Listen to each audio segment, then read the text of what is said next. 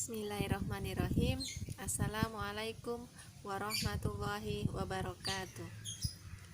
Semoga sehat semuanya, keluarga besar, rumah keluarga Indonesia yang dirahmati Allah SWT.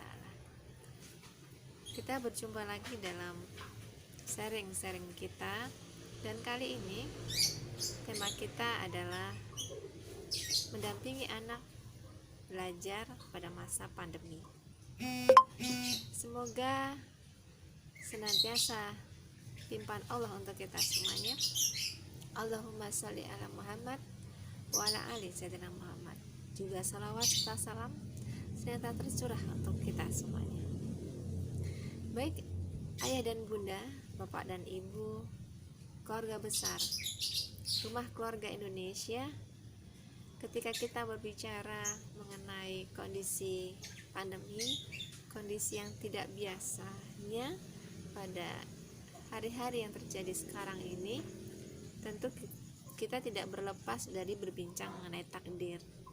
Kita berbincang mengenai kekuasaan Allah SWT.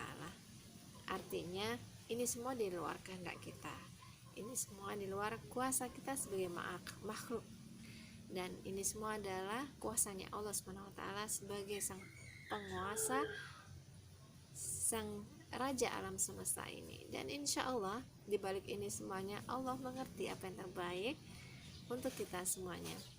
Dan seorang mukmin yang beruntung adalah orang-orang yang bisa mengambil pelajaran. Dan ini adalah pelajaran untuk kita semuanya, untuk keluarga kita, untuk suami, istri, dan anak-anak. Kenapa? Karena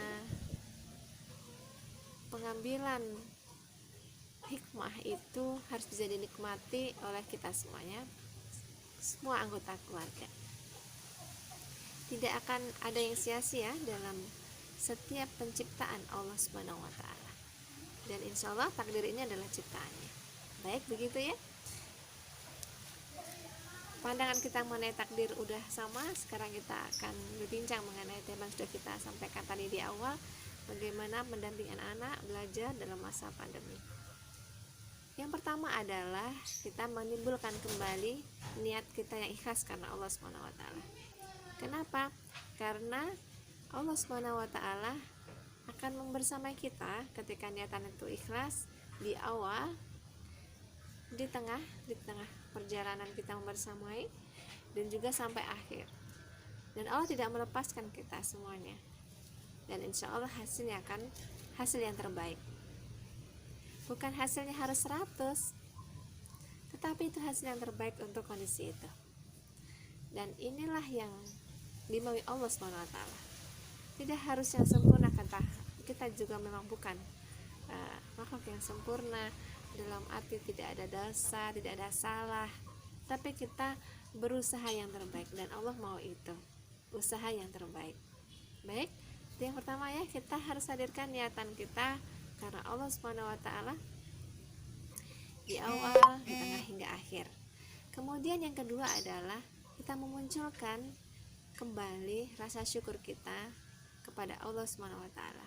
Kenapa? Karena Allah sudah memberikan sinyal kepada kita, barang siapa yang bersyukur akan nikmatku, maka akan kutambah dan akan kutambah. Ya. Kenapa? Karena dalam masa pembelajaran anak-anak, kadangkala kita menemui ada kendala, ada masalah, tetapi kita bersyukur, maka kita akan mengucapkan alhamdulillah. Alhamdulillah, kamu masih sulit begini aja, mungkin ada yang lebih sulit lagi. Mari kita bertanya pada gurumu. Ada anak yang malu bertanya ketika bertemu langsung, tapi dengan kondisi seperti ini dia hanya cukup pencet WA dan tanya gurunya, atau sekedar tinggal call gitu. Itu memunculkan percaya diri yang berbeda, sehingga mudah sekali muncul percaya dirinya karena tidak harus bertemu langsung. Ya, ada banyak keuntungan, kemudahan yang bisa didapatkan juga oleh anak-anak kita dengan belajar dengan jarak jauh. Tetap ada keutamaannya. Dan kemudian tentunya Tidak ada yang rumit, tidak ada yang sulit dalam pembelajaran itu ketika memunculkan rasa syukur. Karena sulit atau rumit itu kadang-kadang yang membuat adalah kita sendiri. Entah anak-anak yang berpikir ini soalnya susah sekali gitu ya. Tapi sebenarnya kalau belum paham tinggal bertanya, atau bahkan akan memunculkan banyak kreativitas baru, bertanya dengan googling dan lain sebagainya, atau akan memunculkan bertanya pada guru seperti yang kita bahas sebelumnya. Atau sebenarnya itu juga memunculkan rasa syukur orang tua yang bertambah-tambah. Kalau tadi anak, sekarang orang tua. Jadi kita akan semakin melihat anak itu dari sisi keunggulannya, kelebihannya. Kita tidak terlalu fokus pada hal-hal yang menjadi kekurangannya. Inilah uniknya rasa syukur. Tidak akan pernah mencela apa yang sudah diberikan Allah SWT, tetapi melihat ini ada kebaikan dan kebaikan. Insya Allah hasilnya adalah memuaskan, sehingga anak-anak tetap belajar, mengerjakan dan mengumpulkan. Ada ini yang abai, anak yang tidak mengerjakan apalagi mengumpulkan, atau bahkan orang tua yang abai. Ketika anak itu tidak mengerjakan, tidak mengumpulkan, dia pun sudah mengatakan aduh terserah mau apa. Nah, ini sudah termasuk tidak lagi bersyukur, bahkan mungkin jangan-jangan naudzubillah bisa termasuk kufur nikmat. Apakah terjadi adanya pertolongan Allah? Tentu tidak akan pernah terjadi. Naudzubillah.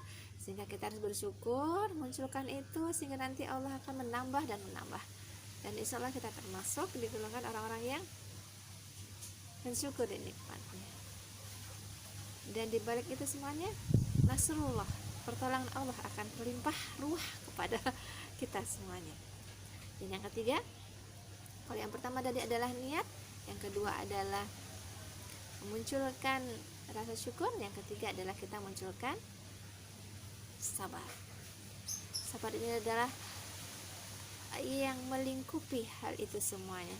Kenapa? Kadang-kadang udah niat, udah syukur dilebihkan, hasil udah selesai, tinggal kirim, ada sesuatu yang menggelitik kita, orang tua, kemudian akhirnya marah, nggak jadi dikumpulin, bahkan disobek-sobek. Tidak ada sisa, semuanya tidak tersisa, jerih payah itu tidak terlihat, padahal itu semua sudah hasil yang sangat optimal yang dilakukan oleh anak-anak kita. Nggak jadi sesuatu penyelesaian yang baik, buah dari kurang sabar. Maka dalam bersama anak-anak kita harus sabar. Masya Allah, Masya Allah. Pelajaran Allah yang sangat berharga dalam masa pandemi ini untuk kita semuanya. Insya Allah kita bisa melewatinya dan bahkan menjadi insan yang unggul dalam masa krisis ini, dalam masa yang memohon kita semuanya, meminta kita semuanya untuk bertahan hidup, bertahan harus tetap terus belajar, bertahan tetap terus bersyukur, dan bertahan untuk tetap terus dalam bersabar menjadi mukmin yang beriman. Baik ayah dan bunda, bapak dan ibu, keluarga besar rumah keluarga Indonesia, semoga kita selalu dalam lindungan Allah SWT. Pembelajaran anak-anak kita itu adalah sejatinya pembelajaran untuk kita, dan sesungguhnya hadirnya anak-anak kita adalah karunia Allah, karunia untuk kita. Maka tidak ada yang sia-sia dalam semua takdir yang terjadi, tetapi kita akan menjadi orang-orang yang beruntung ketika kita bisa mengoptimalkan segala suasana kondisi yang ada, dan Allah akan memberikan pertolongan. Sesungguhnya bagi seorang mukmin pertolongan Allah itu dekat. Apapun ujiannya, Allah akan memberikan pertolongan itu dekat sedekatnya dengan kita, sebagaimana kita menginginkan dekat pada Allah SWT. Terakhir, mari kita berdoa pada Allah agar Allah selalu senantiasa melindungi kita semuanya, tidak mencabut karunia-Nya, bahkan menambah dan menambah. Selamat membersamai anak-anak kita semuanya. Semoga kita selalu dalam limpahan lindungan dan pertolongan Allah SWT. Jazakumullah khairan katsira. Saya mohon maaf. Saya undur diri. Wassalamualaikum warahmatullahi wabarakatuh.